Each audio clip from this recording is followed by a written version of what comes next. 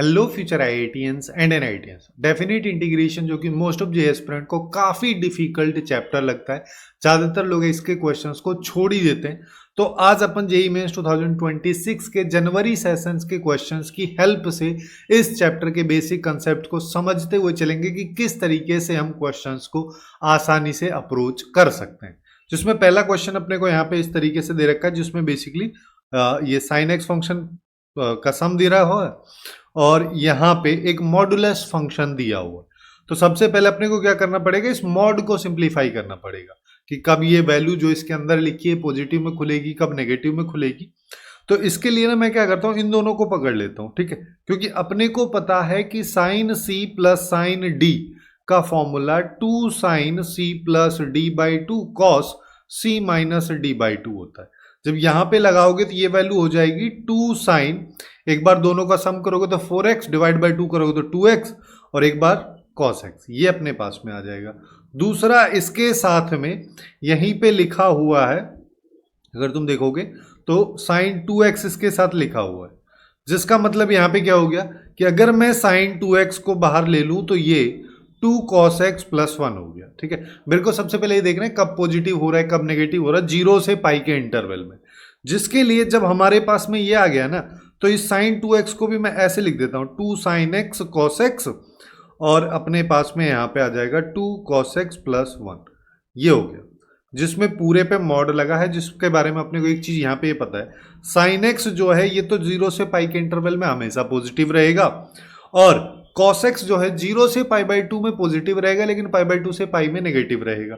वैसे ही तीसरा केस इसने ये वाला दे रखा है कि यहाँ पे अपन क्या करते हैं 2 cos x plus 1 equal to 0 करोगे तो cos x की वैल्यू -1/2, यानी कि cos x का अगर मैं ग्राफ बनाता हूँ तो रफली कुछ इस तरीके का बनेगा, जहाँ पे अपने पास में ये वाली वैल्यू पाई बाई 2 हो जाएगी और ये अपने पास में पाई हो जाएगी और अगले वाली 3 पाई बाई 2। तो बेसिकली 0 से पाई के बीच में अगर मान लो मेरे को देखना है, और अपने को यहाँ पे एक और चीज पता है कि -1/2 यहाँ पे कहीं होगी। तो जब आउटपुट -1/2 से छोटा होगा तो अपने पास में ये जो अंदर वाली वैल्यू है इसका आउटपुट नेगेटिव आएगा। वो छोटा कब होगा, जब x की वैल्यू अगर अपन देखें तो -π/2 कहाँ पे आता है, 2π/3 पे आएगा, ठीक है। π/2 से पाई के बीच में 2π/3 पे आएगा, पाई माइनस π/3। तो इससे बड़ी जब भी वैल्यू होगी तो इसका आउटपुट नेगेटिव होगा। तो बेसिकली मेरे पास में यहाँ पे देखो क्या क्या क्रिटिकल पॉइंट आ गए, 0 आ गया, π/2 आ गया और पाई अपने पास में, ठीक है। उसके साथ साथ एक और है 2π/3।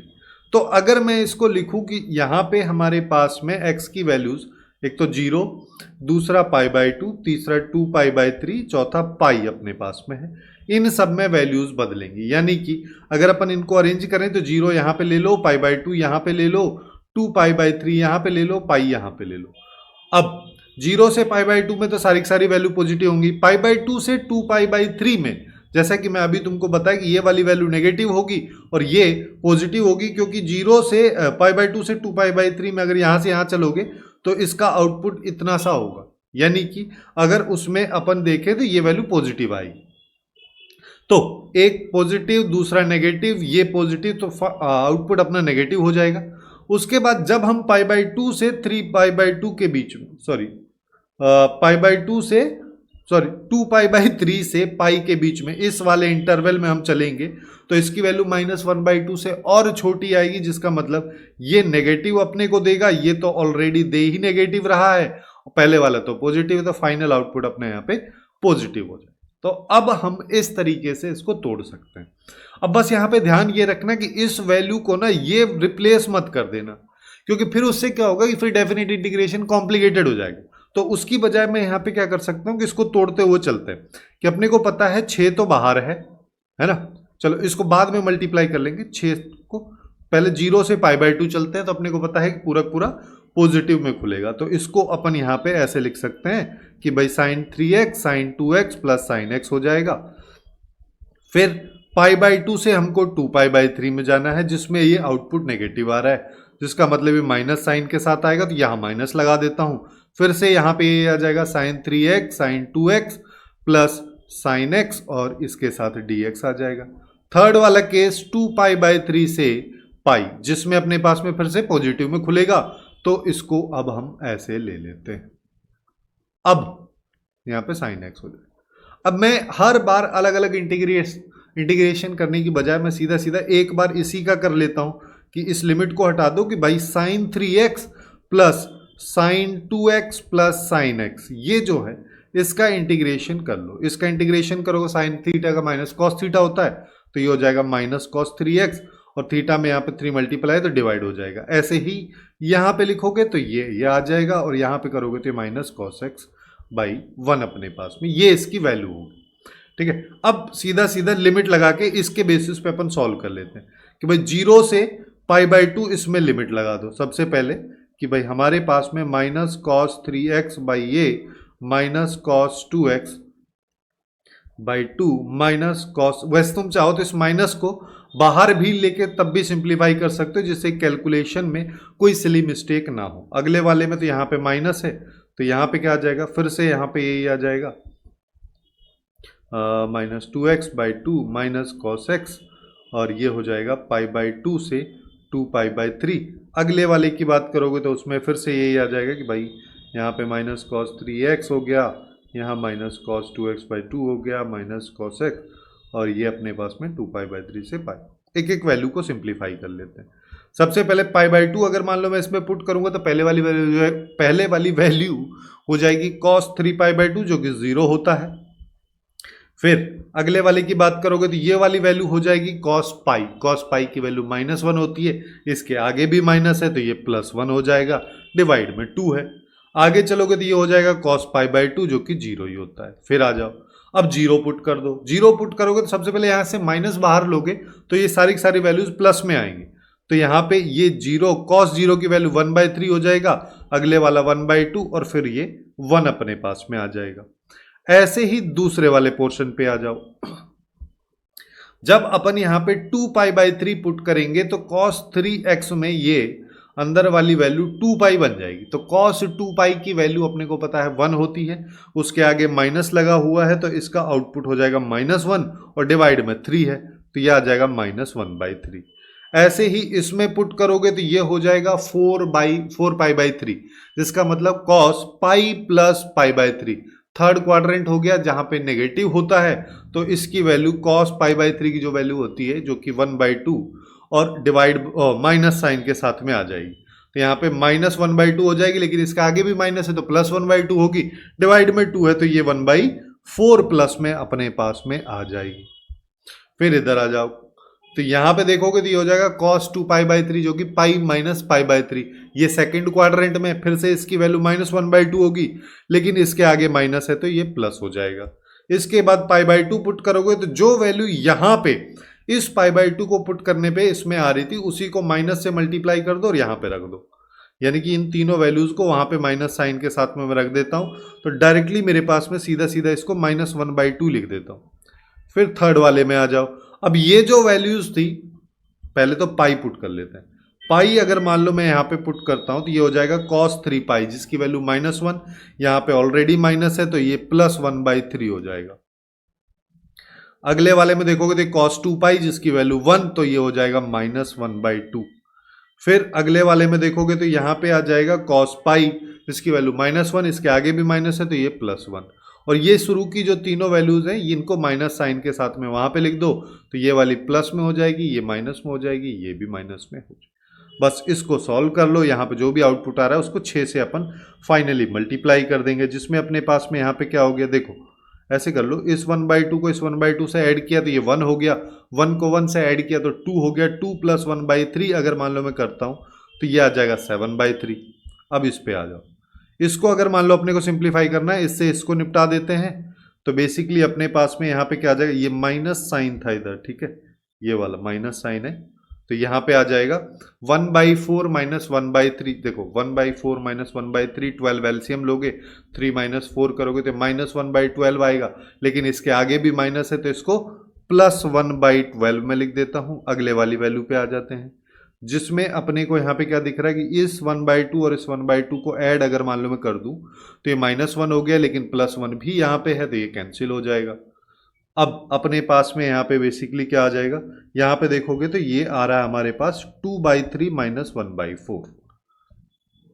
सबका एलसीएम ना मैं 12 ही ले लेता हूं, तो यहाँ पे अपने पास में ये हो गया 28, ये 1 हो जाएगा और ये 8 हो जाएगा, ये 3 हो जाएगा। अब इसको देख लो अपने पास में ये कितना आ रहा है, तो यहाँ पे देखोगे तो ये अपने पास में देखो 9, इसमें से 6 गए, 3 गए तो 6 बच गया, यानी कि 34/12 हो रहा है। ये 6 आ गया, ये 17 आ गया। तो सारी की सारी वैल्यू को जब 6 से मल्टीप्लाई करोगे तो आउटपुट अपने पास में 17 आ जाएगा, जो कि इस क्वेश्चन का करेक्ट आंसर हमारे पास हो जाएगा। अब चलते हैं नेक्स्ट क्वेश्चन पे। नेक्स्ट क्वेश्चन में क्या कह रहा है कि फिर से अपने को देखो, जब भी तुमको -a से a में fx dx दिखे, सबसे पहले तुमको बस यही देखना है फंक्शन ऑड है, इवन है, क्या हो रहा है। क्योंकि अगर फंक्शन ऑड हो गया तो वैल्यू 0, और अगर फंक्शन इवन हो गया तो 2 टाइम मल्टीप्लाई कर दो, 0 से a कर दो। ये अपन डायरेक्टली यहां पे कर सकते हैं। लेकिन इस फंक्शन को अगर मैं देखूं तो ये कुछ मिक्स्ड है। नीचे तो मेरे को पता है हमेशा जो वैल्यू है वही के वही रहने वाली है, ठीक है। x की जगह अगर मान लो -x भी पुट करता हूं, लेकिन ऊपर की बात करोगे तो केवल ये वाली वैल्यू माइनस साइन के साथ आ जाएगी। तो मैं यहां पे इसको ऐसे सेपरेट कर देता हूं कि माइनस इससे ये हो गया, और यहां पे पाई अलग से ले लेता हूं, और ये जो डिनोमिनेटर में लिखा है ना, इसको मैं t लिख देता हूं, ठीक है, पूरे को।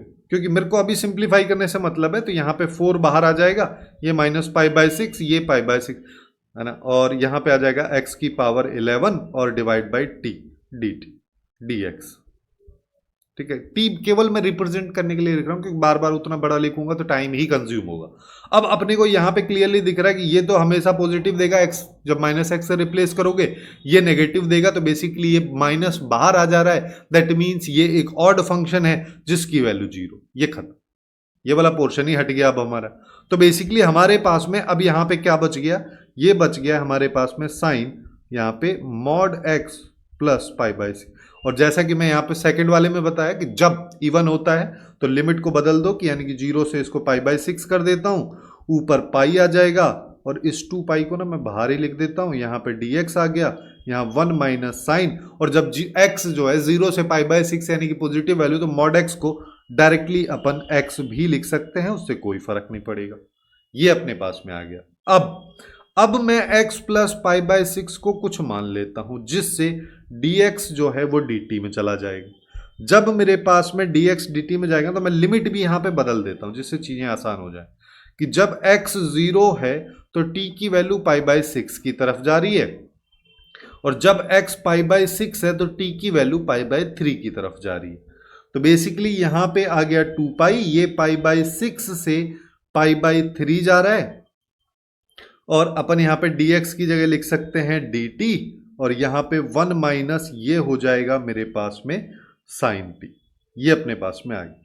अब अगर मान लो मेरे को इसको सिंप्लीफाई करना है, तो इसके लिए तो अपन सिंपली क्या कर सकते हैं कि भाई 1 प्लस साइन t से ऊपर नीचे मल्टीप्लाई कर दो, जिससे क्या होगा, ऊपर बन गया 1 प्लस साइन t, ये यहाँ पे 2 पाई, और माइनस प्लस π/6 से प्लस π/3 लिमिट, ऊपर बन गया 1 प्लस साइन t, और ये dt, और नीचे की बात करोगे तो ये बन जाएगा 1 माइनस साइन स्क्वायर t, जिसको मैं लिख देता हूँ कॉस स्क्वायर t। और इसको अभी कर देते हैं हम सेपरेट, जिससे क्या होगा, ये 2 पाई हो गया, ये π/6 से π/3 हो गया, और यहाँ पे आ जाएगा 1 अपॉन कॉस स्क्वायर t, जिसका मतलब बेसिकली ये हो गया सेक स्क्वायर t dt, और फिर से π/6, 2 पाई यहाँ पे भी है, π/6 से π/3, और फिर हो जाएगा sine t by cos square T, जिसका मतलब इसको मैं चाहूं तो ऐसे लिख देता हूं भाई सेक टी इंटू टेन टी, जिससे क्या हो जाएगा, अब सेक स्क्वायर थीटा का इंटीग्रेशन अपने को पता ही है, जो कि क्या होता है टेन टी हो जाएगा यहाँ पे, जिस पे लिमिट लगा दो π/6 से π/3। अगले वाले में बात करोगे तो इसका सेक टी हो जाएगा, जिस पे भी लिमिट यही लगा दो। अब बस सिंप्लीफाई कर लो, तो 2 पाई तो अपने पास बाहर है ही। यहाँ पे अब अगर देखो tan π/3 का मतलब tan 60 डिग्री, जिसकी वैल्यू √3 माइनस tan π/6 यानी कि tan 30, यानी कि ये वैल्यू आ गई। फिर प्लस में 2 पाई यहाँ पे आ जाएगा, sec π/3 यानी कि cos 60 डिग्री का रेसिप्रोकल। cos 60 डिग्री होता है 1/2 तो यानी कि ये 2 हो गया, और cos 30 डिग्री की बात करोगे तो ये हो जाएगा 2/√3। ये मेरे पास में यहाँ पे इसकी वैल्यू आएगी। तो इसको सिंप्लीफाई अगर मान लो मेरे को करना है तो मैं 2 पाई को पूरा ही बाहर ले लेता हूँ, जिससे ये यहाँ पे ये हो जाएगा प्लस 2 माइनस ये हो जाएगा 2√3। ठीक है, ये हमारे पास में वैल्यू इसकी आ रही है। अब देखो, अब क्या कर सकते हैं हम यहाँ पे कि इन दोनों को ऐड कर दो कि भाई 1/√3 प्लस 2/√3 करोगे तो ये आ जाएगा बेसिकली 3/√3, मतलब कि √3। ठीक है, तो यहाँ पे 2 पाई तो बाहर है, 2 प्लस में है और √3 प्लस में और माइनस √3 यहां से आ रहा है, इससे ये खत्म हो गया। आउटपुट आ गया 4 पाई, जो कि बी ऑप्शन में दे रखा था। ये यहाँ पे इस क्वेश्चन का करेक्ट आंसर हो जाएगा। अब चलते हैं नेक्स्ट क्वेश्चन पे। नेक्स्ट क्वेश्चन में अपन से क्या कह रहा है कि हमारे पास में ये सब दे रखा है जिसके इंटीग्रेशन की वैल्यू ये है। जब भी इस तरीके का सिनेरियो दिखे तो तुम यहाँ पे सीधा सीधा सोचो कि मैं इसको tan इनवर्स में रेसिप्रोकल में लिख सकता हूँ। ठीक है, जब तुम इसको ऐसा लिख दो तो अब दिमाग में आना चाहिए कि यहां पे इसको बना देता हूं tan inverse x minus Y upon 1 plus X Y, X into Y, जो कि आगे चल के tan inverse x minus tan inverse y बन जाएगा। जिसके लिए अपने को ये दो वैल्यू दिख रही है, क्योंकि 1 तो आ ही गया, तो यहां पे इन दोनों वैल्यूज को ऐसे लिख देता हूं। जब तुम इन दोनों को ऐसे लिखोगे तो यहां से कुछ कॉमन भी आ रहा है, 2x कॉमन ले लेता हूं तो एक 2x माइनस 1 बन गया। जब इतना तुमको दिख गया तो अब तुम क्लियरली यहां पे बोल सकते हो इस 1 को रिप्लेस कर दो इससे, जिससे क्या हो जाएगा, जिससे बेसिकली यहां पे ये 4 को मैं बाहर ले लेता हूं, 0 से 1 आ गया। इसको अपन लिख सकते हैं tan इनवर्स 2x और tan इनवर्स 2x माइनस 1 और पूरे का इंटीग्रेशन। ये बेसिकली आ गया इसका मतलब। अब देखो यहां पे 0 से 1 इसको सेपरेट कर दो। ठीक है, और यहां पे भी 4 आ जाएगा, ये 0 से 1 हो जाएगा, ये tan इनवर्स 2x माइनस 1। अब यहां पे मैं तुमको देखो इस चीज को सॉल्व करने का एक बहुत इंटरेस्टिंग चीज बताता हूं कि ये tan इनवर्स x का है। ठीक है, यहां पे वैसे अपने को tan इनवर्स x का तुमको डायरेक्ट इंटीग्रेशन की अगर वैल्यू पता होगी तो हो ही जाएगा, दोनों में सेपरेटली कर सकते हैं। बट इसका ना आउटपुट एक थोड़ा सा इंटरेस्टिंग सा आता है कि जब अपन इसका ग्राफ बनाएंगे तो tan इनवर्स x का ग्राफ कैसा होता है, कुछ इस तरीके का होता है। लेकिन ये tan इनवर्स के अंदर लिखी हुई वैल्यू है 2x माइनस 1। जब यहाँ पे x होता है तो जहाँ पे x 0 होता है, अंदर वाली वैल्यू जहाँ पे 0 होती है वहां पे ग्राफ इस तरीके से फ्लिप हो रहा था। वैसे ही यहाँ पे देखोगे तो ये कहानी अब 1/2 पे होगी, मतलब ये इधर जाएगा ये इधर जाएगा। अब इससे फायदा क्या हुआ कि लिमिट अपने पास में क्या है, लिमिट मेरे पास में यहाँ पे है 0 और यहाँ पे है 1। अब ये बताओ मेरे को कि डेफिनेट इंटीग्रेशन में हम बात अगर कर रहे हैं तो जितना पोर्शन ये है उतना ही पोर्शन ये होगा, बेसिकली सिमेट्री होगी।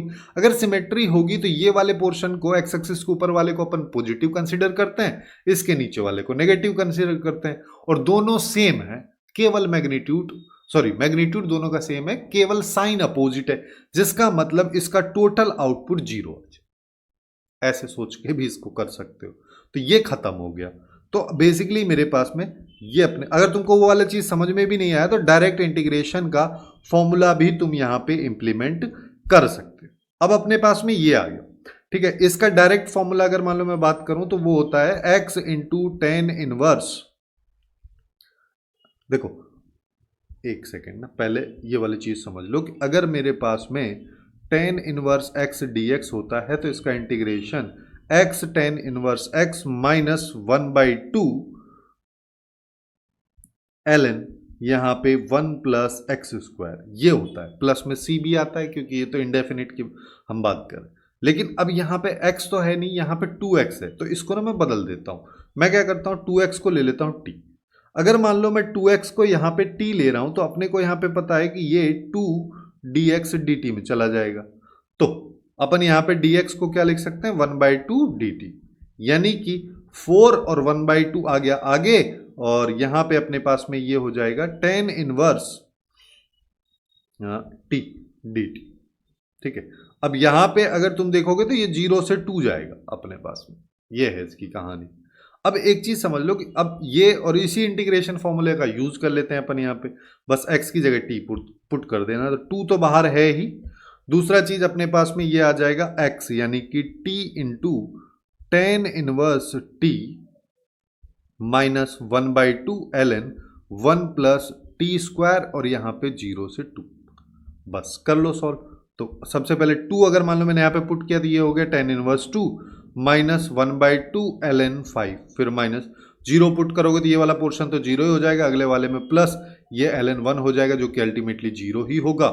तो हमारे पास में अब इसको मल्टीप्लाई करो तो 4 tan इनवर्स 2 माइनस ln 5 ये है। इसको इससे कर दो कंपेयर, तो हमारे पास a की वैल्यू 4, b की वैल्यू 1 आ गई। तो अब कह रहा है 2a प्लस b, तो ये आ गया 9। ये इस क्वेश्चन का करेक्ट आंसर अपने पास में हो जाएगा। अब चलते हैं नेक्स्ट क्वेश्चन पे। नेक्स्ट क्वेश्चन में अपने को क्या कह रहा है, अब यहां पे हमारे पास में ग्रेटेस्ट इंटीजर फंक्शन दिया हुआ, ठीक है। अब ग्रेटेस्ट इंटीजर फंक्शन के बारे में अपने को एक चीज पता है कि जब भी हम डेफिनेट इंटीग्रेशन करते हैं तो अंदर जो फंक्शन लिखा होना चाहिए वो कंटिन्यूअस फंक्शन होना चाहिए। लेकिन अगर वो डिसकंटिन्यूअस फंक्शन, तो जहां जहां पे डिसकंटिन्यूअस होता है उस पे ये जो अपर और लोअर लिमिट्स होती है इन सबको हम तोड़ देते हैं। और ग्रेटेस्ट इंटीजर फंक्शन के बारे में अपने को पता है कि जब भी इंटीजर होगा इसका आउटपुट, जब भी इसके अंदर इंटीजर होगा वहां पे फंक्शन ब्रेक करेगा। तो इस -π/2 यानी कि -1 पॉइंट समथिंग से +1 पॉइंट समथिंग के बीच में कितने इंटीजर होते हैं, ये 3 होते हैं। बस इन 3 पे अपने को इसको ब्रेक कर देना है, यानी कि ये हो जाएगा -π/2 से -1 और ये 1 अपॉन में। तुम चाहो तो इसकी वैल्यू अभी यहां पे लिख भी सकते हो कि इसका आउटपुट जो है वो हमेशा -1 पॉइंट समथिंग होगा। जब यहां से इस लिमिट के बीच में अपन चल रहे हैं, तो यानी कि x की वैल्यू की हम बात करें -1 पॉइंट समथिंग, जिसका ग्रेटेस्ट इंटीजर फंक्शन अपने को पता है कि हमेशा -2 आएगा। अगर वो -2 आएगा और उसको 4 में ऐड करोगे तो 2 हो जाएगा, ठीक है। अगर वो 2 हो गया, ये 2 हो गया तो ये आ गया। फिर -1 से 0, जिसका मतलब इसमें x की वैल्यू -0 पॉइंट समथिंग हमेशा होगी, जिसका मतलब क्या हो गया कि इसकी वैल्यू -1 आएगी ग्रेटेस्ट इंटीजर फंक्शन की, जिसमें +4 करोगे तो 3 हो जाएगा। फिर 0 से 1, 0 से 1 में 0 पॉइंट समथिंग, जिसका ग्रेटेस्ट इंटीजर फंक्शन 0, तो ये 4 हो गया। फिर 1 से π/2, जिसका मतलब 1 पॉइंट समथिंग, जिसका ग्रेटेस्ट इंटीजर फंक्शन 1 हो जाएगा, तो ये dx/5 अपने पास। अब बस इसी को सॉल्व करना है, तो यहाँ पे 1/2 किया तो ये हो जाएगा -1 प्लस π/2। बेसिकली मैं क्या कर रहा हूं कि अपने को पता है कांस्टेंट है, इंटीग्रेशन x हो जाएगा, जिस पे ये -π/2, ये -1, इसको -1 प्लस π/2 ऐसे करोगे तो मैं डायरेक्ट ही लिख दे रहा हूं, ठीक है। अपने को टाइम बचाने पे भी ध्यान देना है। तो यहाँ पे 1/2 हो गया, तो -1 प्लस π/2 हो गया। फिर यहाँ पे देखोगे तो ये 1/3, 0 प्लस 1 हो गया, ये 1/4, 1 माइनस 0 हो गया, 1/5, π/2 माइनस 1 हो गया। बस इसको सॉल्व करना है। इसको अगर मान लो अपन सॉल्व करते हैं तो ये हो जाएगा हमारे पास -1/2 प्लस π/4, फिर ये हो जाएगा 1/3, ये हो जाएगा 1/4, इसकी बात करोगे तो ये हो गया π/10 माइनस 1/5। अब कर लेते हैं सॉल्व। तो सबसे पहले पाई वाली वैल्यूज को एक साथ ऐड कर लो, जिसका मतलब अपने पास में ये, ठीक है। तो मैं यहां पे 20 ले लेता हूं इन दोनों का एलसीएम, तो यहां पे आ जाएगा 5 और 2 7 π/20 हो गया ये, ठीक है। अब और आगे चलते हैं।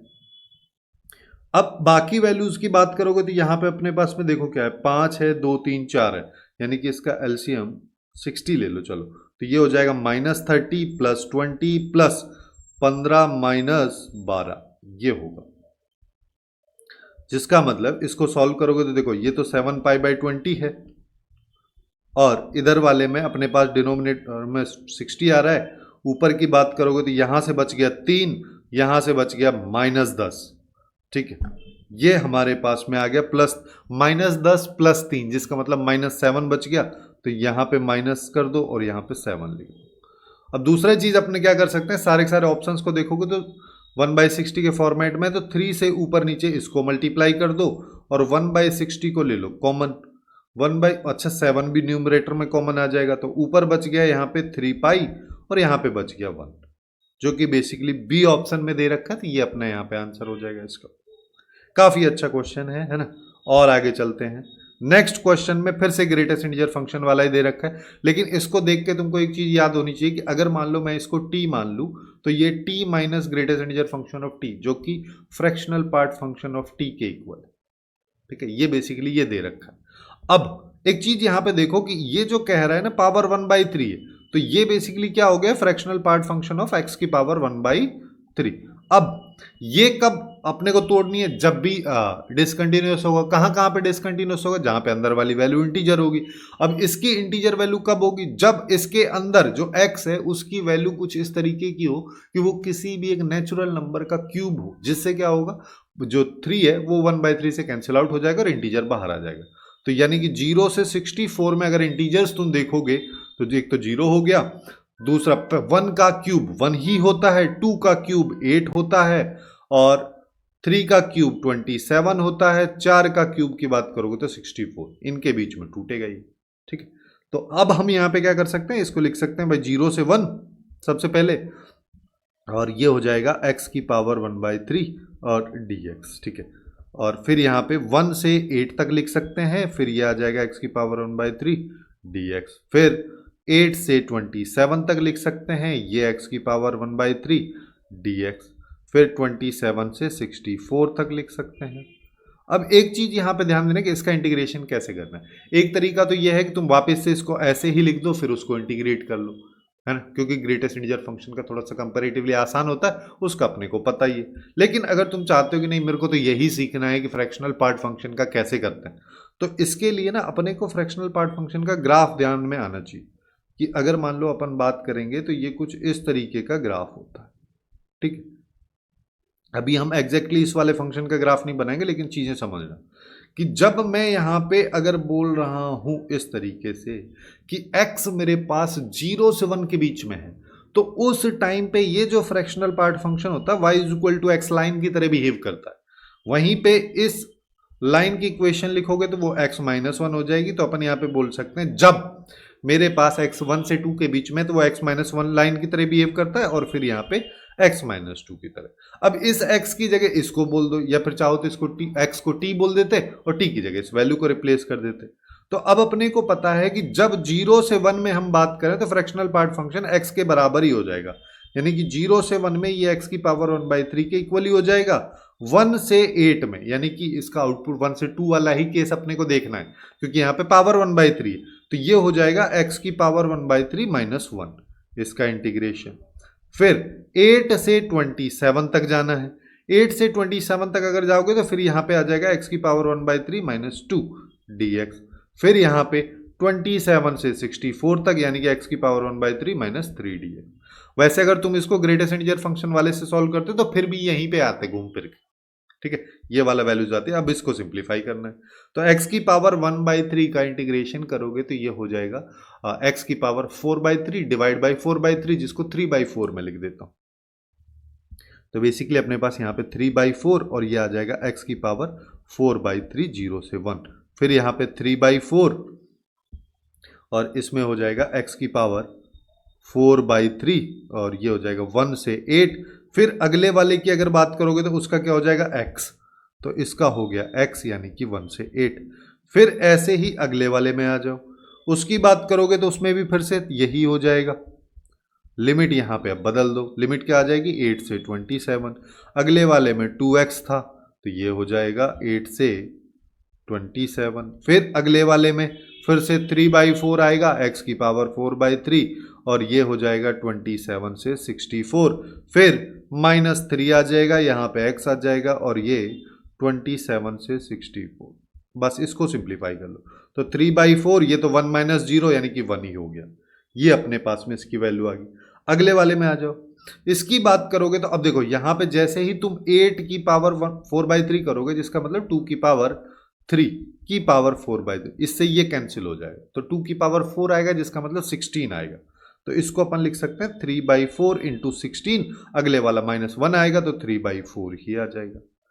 ऐसे ही अगले वाले में आ जाओ कि यहाँ पे 3/4 यहाँ पे बनेगा अब 3 की पावर 4 जो कि हो जाएगा 81, तो इसको 81 से मल्टीप्लाई कर दो। फिर माइनस में बात करोगे तो ये 3/4 और यहाँ पे बनेगा 2 की पावर 4 यानी कि 16 बन जाएगा। फिर अगले वाले में बात करोगे तो ये हो जाएगा अपने पास में 2, एक सेकेंड, ये 3/4 वाला मैंने यहाँ पे खत्म किया है ना, लेकिन ये वाला नहीं किया ना कि भाई 8 - 1 भी इसकी वैल्यू आएगी, इस वाले की किसी को छोड़ मत देना। बस यहाँ पे क्या आ जाएगा, यहाँ पे इसको अपन बोल सकते हैं कि ये हमारे पास में सबसे पहले तो 81 हो गया, फिर -3/4 ये 16 हो गया, फिर -2, यहाँ पे 27 -8 हो गया। फिर अगले वाले में 3/4 पे आओगे तो इसमें पुट कर दो, तो अभी 4 की पावर 4 अपने पास में हो जाएगी, जो कि हमारे पास में हो जाएगा 16 का स्क्वायर, जो कि यानी कि 256 हो जाएगा। और इसको ऐसे ही कर लो, इंटू 256 -3/4 इंटू यहाँ पे आ जाएगा 27, कहाँ से आया, 81 आ जाएगा। फिर -3 यहाँ पे आ जाएगा 64 -27। अब देखो इसका फायदा अपने को ये होगा कि ये वाली वैल्यू इसको कैंसिल कर देगी, ये वाली वैल्यू इसको कैंसिल कर देगी, ठीक है। तो अब देख लो अपने पास, और ये जो 3/4 है ये इसको कैंसिल कर देगा। सबसे पहले तो अपने पास में बच गया यहाँ पे 7 इधर से, फिर ये दोनों कैंसिल हो गए। इन दोनों की अगर बात करोगे तो यहाँ पे बच गया 19 को 2 से मल्टीप्लाई किया 38, वो भी माइनस का। यहाँ पे बात करोगे तो ये अपने पास में आ जाएगा 64 को कर दो 3 से मल्टीप्लाई, तो ये आ गया 2 और ये आ गया 192 अपने पास में आ जाएगा। वैसे तुम चाहो ना तो यहाँ पे ये वाला चीज भी कर सकते हो कि ये 3 × 64 लिखा हुआ है ना, और मैं अब नीचे वाली सारी वैल्यू ये बच रहा है, इसको ना ऐसे कर देते हैं, इसको खोल दो, जिससे क्या होगा, इससे ये कैंसिल हो गया।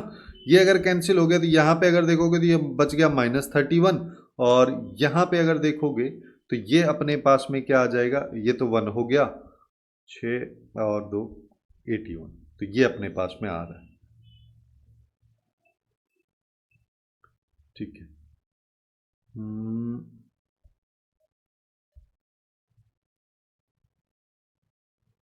कुछ तो बचा हुआ है अभी, कुछ तो गड़बड़ अपने पास में यहाँ पे हो रही है।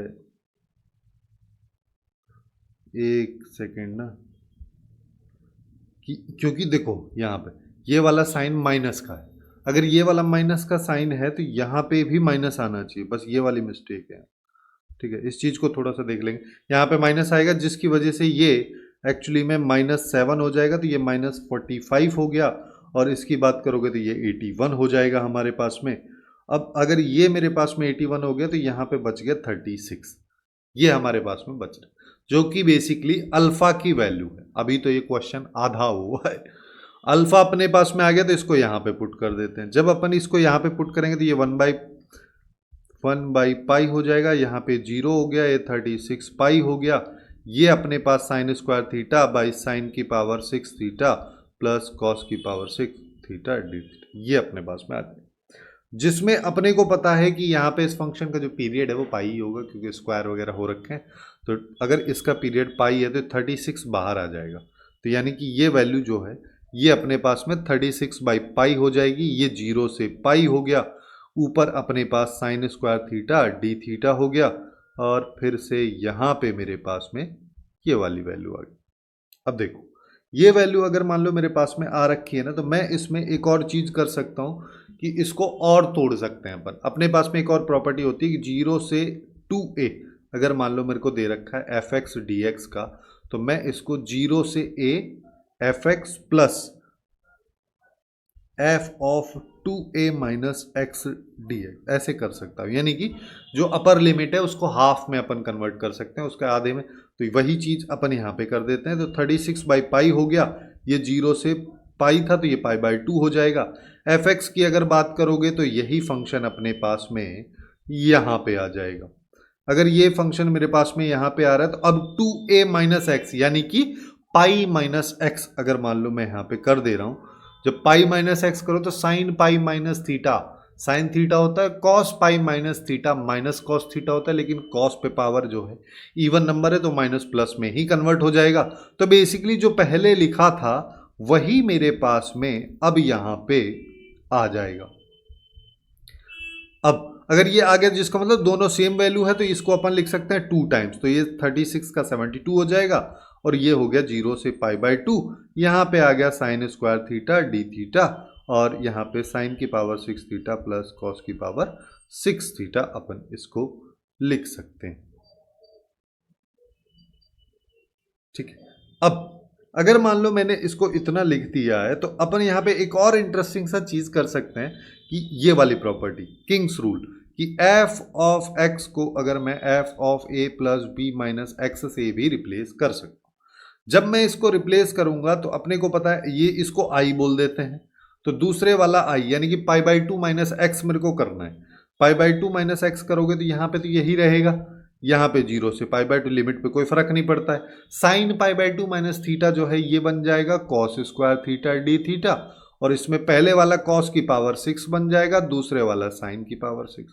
फर्क तो अभी भी कुछ नहीं पड़ा, डिनोमिनेटर तो सेम ही है। अब इन दोनों को अगर अपन ऐड करेंगे तो मेरे पास i इक्वल्स टू 72/पाई ये आ जाएगा, जिसमें 0 से पाई बाई टू, और न्यूमरेट देखो डिनोमिनेटर इसका सेम है।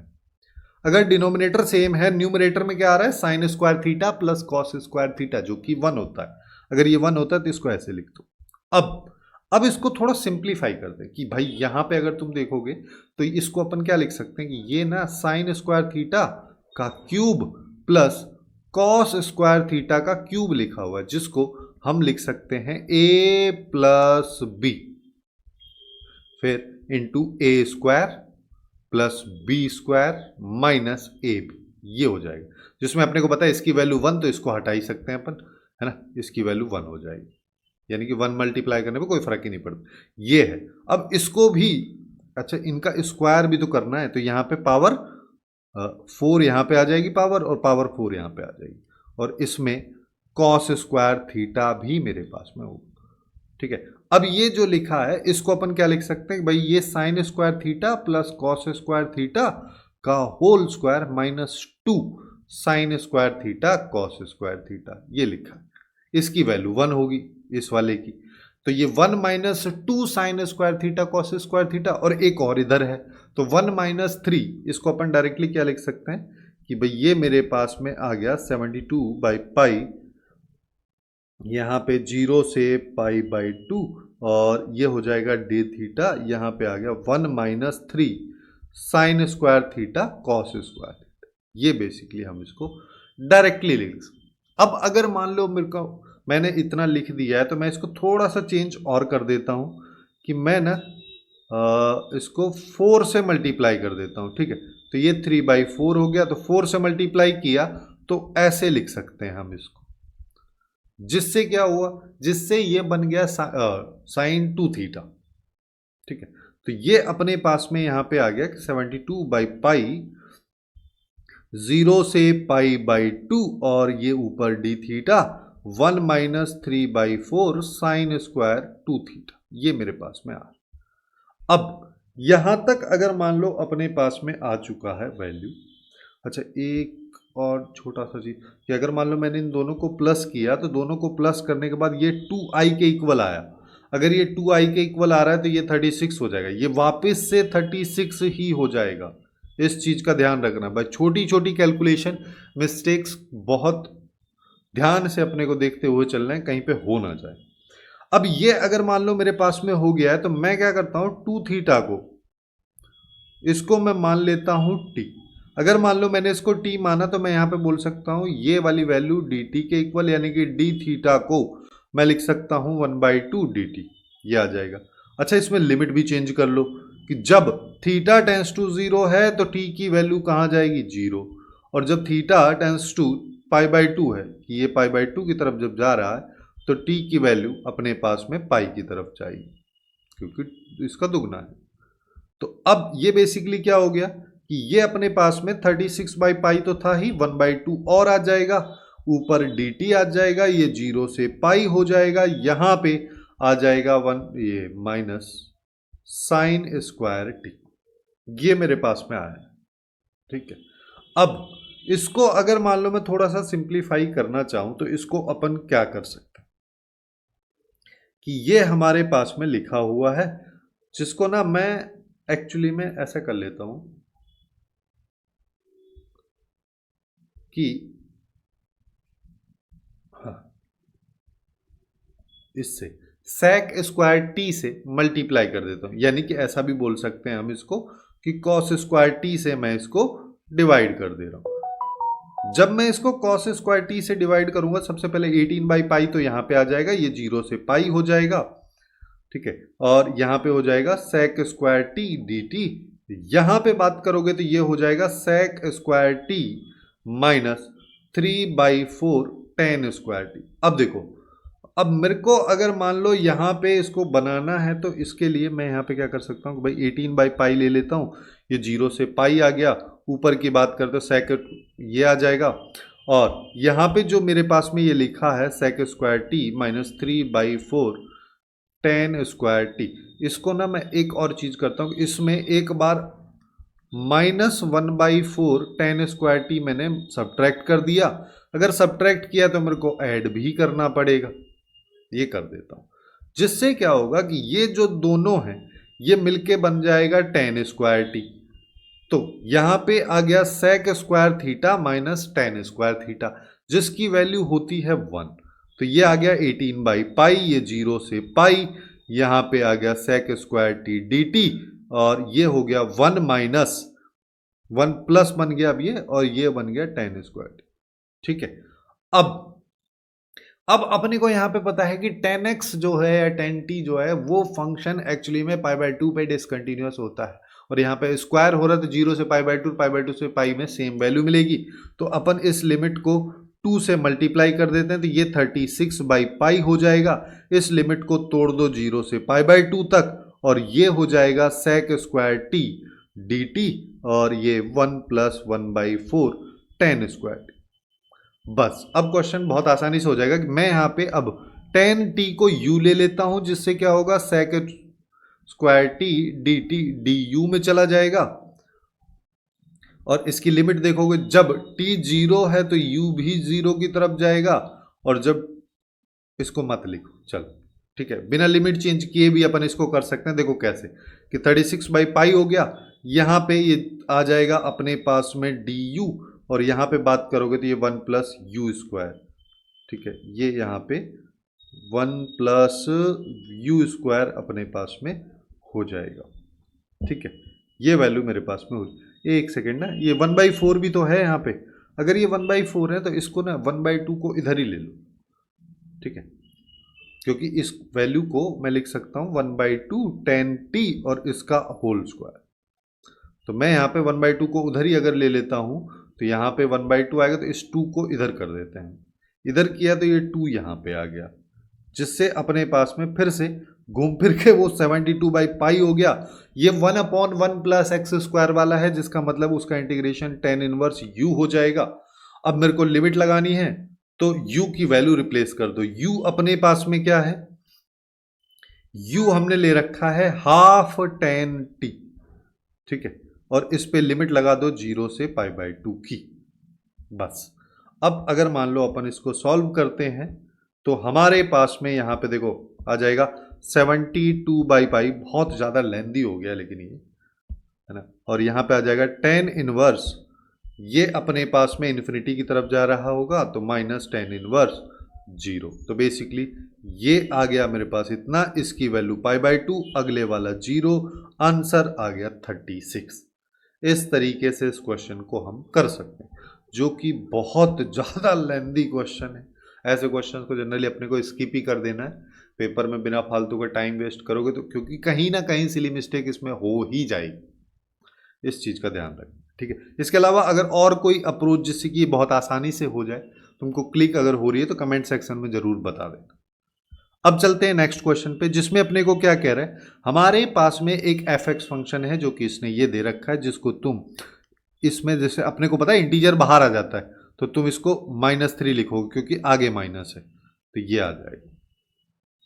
ठीक है, तो अब अपने को सारी सिनेरियो चेक करने हैं, जिसके लिए 0 से 2 में बात कर रहा है तो अपने को केवल greatest integer function of x है, स्क्वायर बाहर लगा है ना कि अंदर, अगर अंदर होता तो 1 √2 √3 इन सब वैल्यूज को लेते, सिंस बाहर लगा है तो अपने कोई लेना देना नहीं, 0 से 1 में आ जाओ, 0 से 1 में अगर आओगे डायरेक्ट ही कर लेते हैं तो इसकी वैल्यू 0 हो जाएगी, इस वाली वैल्यू इसकी वैल्यू 3 हो जाएगी, तो ये -3 हो गया, अगले वाला भी -3 अपने को लिखा ही है, तो इसका इंटीग्रेशन, फिर 1 से 2 में बात करोगे तो इसकी वैल्यू 1 हो जाएगी, इसमें की बात करोगे तो ये -4 हो जाएगी, और ये -3, फिर से वही -6 ही आ गया, तो ये बेसिकली -6 हो गया, ये 1 - 0 कर दो क्योंकि यहाँ पे x आएगा, कांस्टेंट का इंटीग्रेशन x होता है, उस पर 1 से 0 की लिमिट लगानी है, यहाँ पे भी देखोगे तो ये -6 हो गया, यहाँ पे भी x है तो यानी कि ये 2 - 1 जो कि बेसिकली अपने को -12 देगा, जिससे ही पहला ऑप्शन गलत होगा। ठीक है, सारे के सारे ऑप्शंस बेसिकली अपने को चेक करने ही पड़ेंगे, बिना उसके कोई काम बनेगा नहीं। तो अब मैं fx फंक्शन पे थोड़ा सा बात करता हूँ। डेफिनेट इंटीग्रेशन वाला पोर्शन तो खत्म हो गया। ठीक है, अब नॉर्मल अपने को फंक्शन चेक करना है, जिसके लिए इसने दे रखा है ये। ठीक है, इसको अपन ऐसे -3 करके 6 लिख देता हूँ। मैं यहाँ पे greatest integer function of x को मान लेता हूँ t। तो ये हो गया t² - t - 6। अब तो तुमको पता है इसके फैक्टर ये होते हैं 2। अगर 2 हो गए तो इसको 0 कर दो। ठीक है, जैसे ही अपन इसको 0 करेंगे तो अपने को पता है t की वैल्यू 3 और t की वैल्यू -2। पहले डी ऑप्शन चेक कर लेते हैं चलो, कि जब t इक्वल्स टू 3 है, जिसका मतलब greatest integer function equals to 3, ये कब इक्वल होगा? जब 3 की वैल्यू 3 से 4 के बीच में होगी। एंड अपनी और यूनियन लेना पड़ेगा अपने को, क्योंकि t की वैल्यू -2 के इक्वल भी है, जिसका मतलब ये वैल्यू -2। जब ये कब होगा? जब x की वैल्यू या तो -2 हो या फिर इसमें हो। तो इन दोनों x की वैल्यूज का यूनियन, यानी कि जब x की वैल्यू 3 से 4 इसको सिस्टमेटिक लिख देते हैं, -2 से ये यूनियन यहाँ पे 3 से 4 होगी, तो इस केस में fx की वैल्यू हमेशा 0 है। जिसका मतलब वहां पे, अब यहाँ पे तो इनफाइनाइट वैल्यूज हैं x की, क्योंकि कोई भी रियल वैल्यूज की बात करो तो infinite number of real numbers यहाँ पे इनफाइनाइट हो जाएगा, तो ये फाइनाइटली तो कभी होगा नहीं, तो ये भी गलत हो गया। और आगे आते हैं, अब fx के पॉजिटिव नेगेटिव पे अपन बात कर लेते हैं। सिंस अपने को यहाँ पे पता चल गया कि इसको अपन ऐसे लिख सकते थे कि ये -3 और ये +2। ठीक है, अब अगर मान लो ये मेरे पास में fx है, तो मैं यहाँ पे एक तो -2 ले लेता हूँ, ये 3 ले लेता हूँ। ठीक है, अभी ना ऐसा कर लो, चलो चीज़ें समझाने के लिए मैं इसको t ले लेता हूँ, वरना एक साथ करोगे तो दिक्कत हो जाएगी। तो अब अगर मान लो मैं t की वैल्यू बोलूँ कि 3 से बड़ी है, तो पॉजिटिव आउटपुट आएगा fx का, क्लियरली दिख रहा है। और अगर -2 से 3 के बीच में तो नेगेटिव आएगा, इधर पॉजिटिव आएगा। ये अपने पास में कहानी हो गई। इसको भी ना और सिस्टमेटिक ऐसे कर लेते हैं कि बड़ी सी लाइन बना लो, यहाँ -2 ले लो, यहाँ 3 ले लो, तो हमको पता चला यहाँ पॉजिटिव नेगेटिव पॉजिटिव।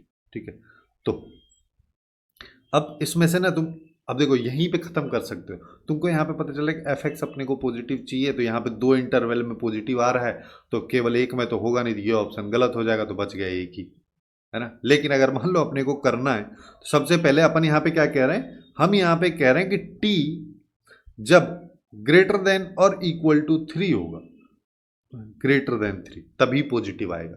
ठीक है, क्योंकि यहाँ पे इक्वल टू 0 नहीं लगा है। अगर इक्वल टू 0 लगा होता तब अपन उस केस को लेते।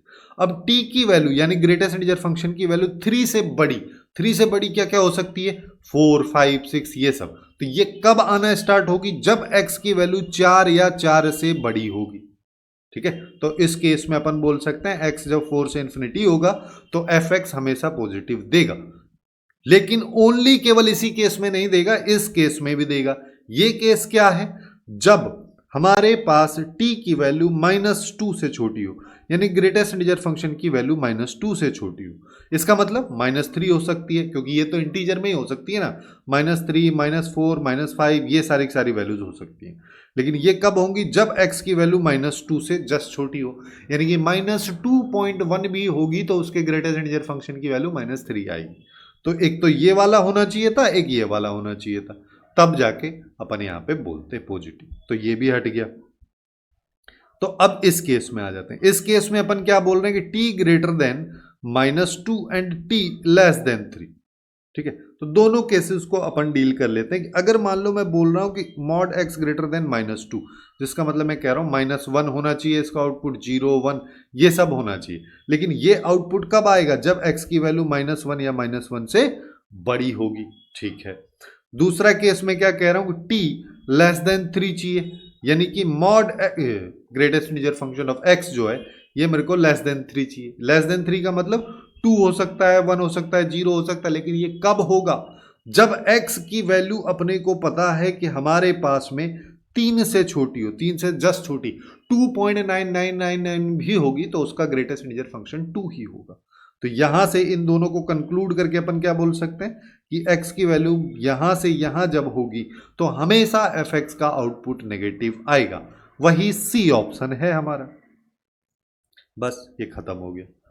अब आते हैं नेक्स्ट क्वेश्चन पे, जिसमें देखो अपने को क्या कह रहा है कि हमारे पास में इस इंटीग्रेशन की वैल्यू बतानी है। जब भी इस तरीके का क्वेश्चन दिखे ना, सबसे पहले ऐसे तुम इन दोनों को अपर लोअर लिमिट का सम करके देखो पहले। जैसे यहाँ पे करके देखोगे तो ये बेसिकली तुमको मिलेगा 6π/24 यानी कि π/4, और यहाँ पे 2x है यानी कि ये π/2 बन जाएगा। π/2 बन जाएगा तो 10 जो है कॉट में कन्वर्ट हो जाएगा। बस इतना सोच लिया तो उसके बाद सीधा सीधा किंग्स रूल लगा दो, है ना, दोनों का सम करके डिवाइड कर दे। तो अब अपने पास में यहाँ पे जैसे एक तो इसको i बोल देता हूँ, एक और i अपन निकाल लेते हैं, तो यहाँ पे आ जाएगा π/24, ये हो गया 5π/24, और यहाँ पे dx हो गया। यहाँ पे बात करोगे तो ये आ जाएगा 10, दोनों का सम किया तो अपने पास में यहाँ पे आ जाएगा x की जगह अगर मान लो मैं यहाँ पे पुट कर रहा हूँ, x की जगह अगर पुट करोगे तो π/4 माइनस x पुट करोगे, ठीक है। लेकिन 2 से मल्टीप्लाई करना है तो ये हो जाएगा π/2 माइनस 2x, और पूरे की पावर एक्चुअली में 1/3 है, जिसका मतलब ये कन्वर्ट हो गया कॉट में। कॉट को लिख सकते हैं 1/10। 1/10 अगर तुम इसको लिखोगे, एलसीएम लोगे तो बेसिकली तुम घूम फिर के आगे कहाँ पहुंचोगे कि ऊपर मैं यहाँ पे लिख दूं 10 पूरे की पावर 1/3 dx, और फिर यहाँ पे आ जाएगा 2x की पावर 1/3 + 1, ये आ गया। और वही π/24 से 5π/24 वाली लिमिट्स के साथ में। अब दोनों को तुम ऐड कर दो। जैसे ही दोनों i को ऐड करोगे तो ये 2i हो गया, और न्यूमरेटर और डिनोमिनेटर दोनों में सेम बन गया। सेम बन गया तो कैंसिल आउट हो गया तो 0 बच गया, सॉरी 1 बच गया। तो यहाँ पे π/24 और यहाँ पे आ जाएगा 5π/24। कांस्टेंट है तो इंटीग्रेशन x हो जाएगा, x पे लिमिट लगा दो, π/24 से 5π/24, दो 5π/24 में से π/24 को सब्ट्रैक्ट किया तो ये आया 4π/24 यानी कि π/6। ये एक्चुअली में 2i की वैल्यू आई है, ये ध्यान रखना। तो i की वैल्यू की बात अगर मान लो अपन यहाँ पे करेंगे तो हमारे पास में ये वाली वैल्यू हो जाएगी π/12, जो कि अपने को दे रखा है सी ऑप्शन में, तो ये इसका करेक्ट आंसर हो जाएगा। नेक्स्ट क्वेश्चन पे, जिसमें अपने को नंबर ऑफ एलिमेंट्स के बारे में बात कर रहा है। तो यहाँ पे पहले इस वाले पोर्शन को सॉल्व करना रहेगा, जिसमें ध्यान क्या देना है कि अपने को t जो यहाँ पे दे रखा है ना, वो एक्चुअली में वेरिएबल है, x यहाँ पे कांस्टेंट है इसके अंदर, ये वाला, ठीक है। तो यहाँ पे मैं क्या करता हूँ, x माइनस टी को कुछ मान लेता हूँ, ठीक है, जिससे क्या होगा कि भाई यहाँ पे माइनस ये हो जाएगा माइनस dt, ये आ जाएगा d थीटा के इक्वल। अगर अपन इतना कर रहे हैं तो इसकी लिमिट भी चेंज कर लो कि जब t 0 है तो अपने पास थीटा x आएगा, और जब t x है तो थीटा 0 आएगा, ठीक है। तो ये बेसिकली क्या हो जाएगा, ये x हो जाएगा, ये 0 आ जाएगा, यहाँ पे माइनस आ जाएगा, और t की जगह अगर तुम देखोगे तो इसको x माइनस थीटा अपने को लिखना पड़ेगा, इसका होल स्क्वायर हो जाएगा, यहाँ पे ये साइन थीटा और ये आ जाएगा डी थीटा। बस इसको सॉल्व करते हैं अपन। अब इसका लिमिट उल्टा दे रखा है, तो इस लिमिट को अगर तुम चेंज करोगे तो आगे माइनस आता है, ऑलरेडी भी माइनस है तो ये प्लस में हो जाएगा, और इसको खोल दो, ठीक है, माइनस इसको x थीटा, क्योंकि यहाँ पे जो वेरिएबल हमारे पास में है वो थीटा। अब इसको सेपरेट अगर तुम करोगे तो ये क्या हो जाएगा, एक्स स्क्वायर को मैं बाहर ले लेता हूँ, तो यहाँ पे आ जाएगा साइन थीटा, अरे ये हटा दो क्योंकि साइन थीटा डी थीटा बाहर है, तो यहाँ पे आ जाएगा साइन थीटा डी थीटा 0 से x में। फिर थीटा स्क्वायर की अगर बात करो तो ये 0 से x हो जाएगा, यहाँ पे आएगा theta square sine theta D theta minus 2x, फिर यहाँ पे 0 से x, ये हो जाएगा theta sine theta D theta, ये आए। अब देखो सबसे पहले इसका तो अपने को पता ही है, सीधा सीधा माइनस कॉस थीटा हो जाएगा। अब इसका कर लेते हैं सेपरेटली, तो यहाँ पे इंटीग्रेशन बाई पार्ट लगा देते हैं, जिसमें फर्स्ट वाला फंक्शन इसको, सेकंड वाला फंक्शन इसको मान लेते हैं। तो फर्स्ट वाला फंक्शन अगर मान लो मैं इसको मान रहा हूँ तो मेरे पास में आ जाएगा minus theta square cos theta, क्योंकि पहले वाले फंक्शन को बाहर लिखते हैं, फिर सेकंड वाले फंक्शन का इंटीग्रेशन करते हैं, ये आ जाएगा, फिर माइनस साइन, फिर इंटीग्रेशन रहता है, फिर क्या होता है, पहले वाले फंक्शन का डिफरेंशिएशन, दूसरे वाले का इंटीग्रेशन, जो कि माइनस कॉस थीटा होगा तो वो कॉस थीटा यहाँ पे ऐसे आ जाएगा। फिर से इसमें इंटीग्रेशन बाई पार्ट यहाँ पे लगाना पड़ेगा, तो ये तो पोर्शन ये आ गया यहाँ पे। अब 2 बाहर है, अब अपन क्या करेंगे, सबसे पहले यहाँ पे थीटा बाहर, कॉस थीटा का इंटीग्रेशन, कॉस थीटा का इंटीग्रेशन की बात करोगे तो साइन थीटा होता है, फिर माइनस साइन आएगा, फिर अपने पास में थीटा है, थीटा का डिफरेंशिएशन 1 हो जाएगा, साइन थीटा आएगा, साइन थीटा का इंटीग्रेशन की बात करो तो माइनस कॉस थीटा, तो डायरेक्टली मैं यहाँ पे कॉस थीटा लिख दे रहा हूँ। तो बेसिकली अपने पास में theta square cos theta plus 2 theta sine theta और कॉस थीटा, ये इसकी वैल्यू आ रही है। ऐसे ही इस पे भी बात कर लेते हैं, यहाँ पे भी इंटीग्रेशन बाय पार्ट लगाओगे तो पहले वाला फंक्शन बाहर, इसको फर्स्ट बोल दे रहा हूँ, इसको सेकेंड, दूसरे वाले साइन थीटा का इंटीग्रेशन माइनस कॉस थीटा, तो यहाँ पे माइनस कॉस थीटा, फिर यहाँ पे माइनस आता है, पहले वाले का डिफरेंशिएशन 1 हो गया, दूसरे वाले का इंटीग्रेशन माइनस कॉस थीटा, तो ये माइनस हो जाएगा प्लस में, तो यहाँ पे आएगा कॉस थीटा का इंटीग्रेशन, तो माइनस ये प्लस यहाँ पे आ जाएगा साइन थीटा, और इसको 2x से अपने को मल्टीप्लाई करना। अब चलो, तो यहाँ पे पहले वाले की बात करोगे तो ये आ जाएगा जिसमें अपने पास में माइनस कॉस थीटा है और उस पे 0 से x लिमिट लगी हुई है, इस पे 0 से x, तो इसको सॉल्व भी कर लेते हैं। ये अपने पास में आ जाएगा minus cos X plus cos 0 जिसकी वैल्यू 1।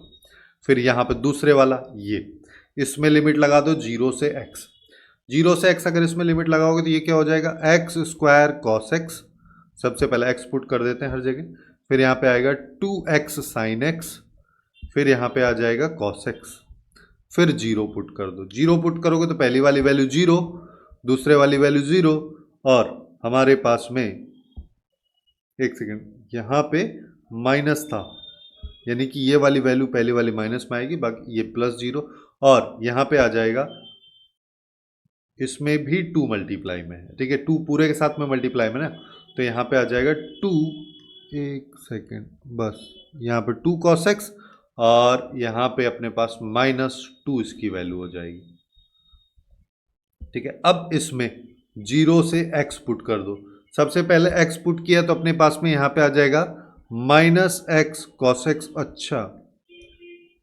यहाँ पे प्लस -2x है पहले, तो यहाँ पे देखोगे तो ये रहा -2x है। अब इसके इंटीग्रेशन की वैल्यू जो कि आ जाएगी -x cos x, और यहाँ पे आ जाएगी प्लस साइन एक्स, फिर 0, तो दोनों वैल्यू 0 हो जाए।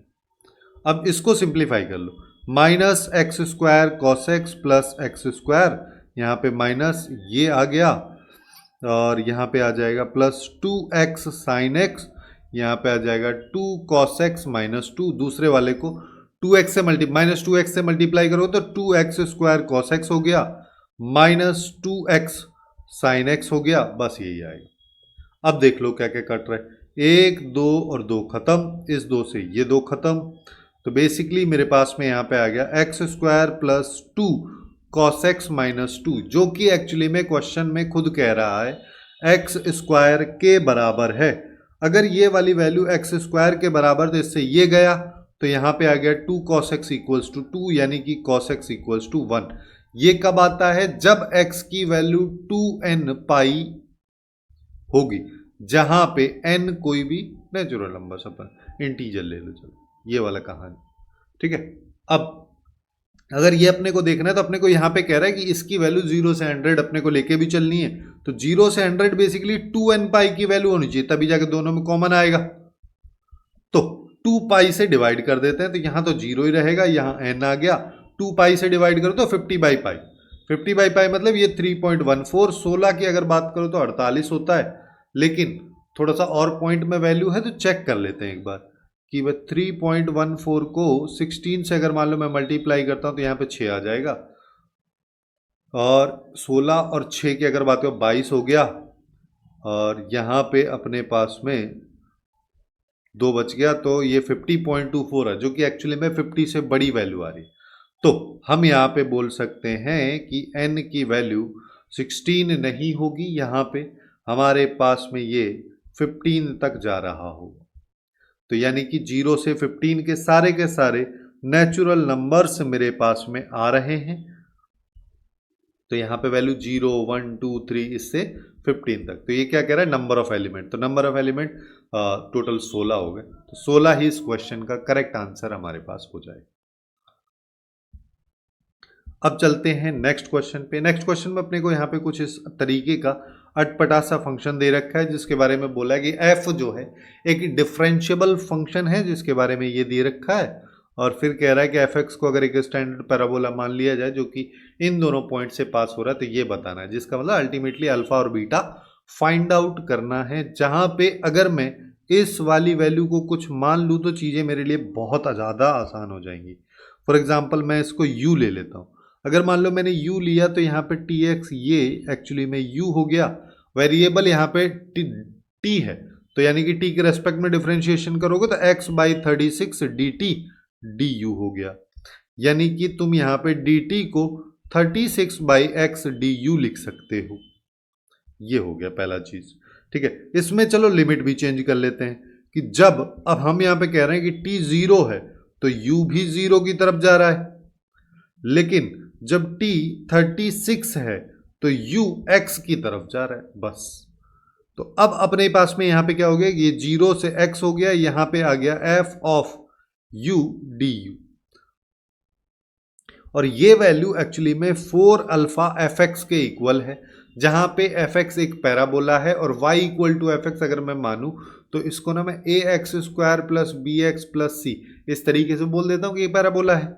अगर ये अपन इस तरीके से इसको बोल दें तो मैं यहाँ पे इसको तो एफ एक्स बोल दिया, ठीक है।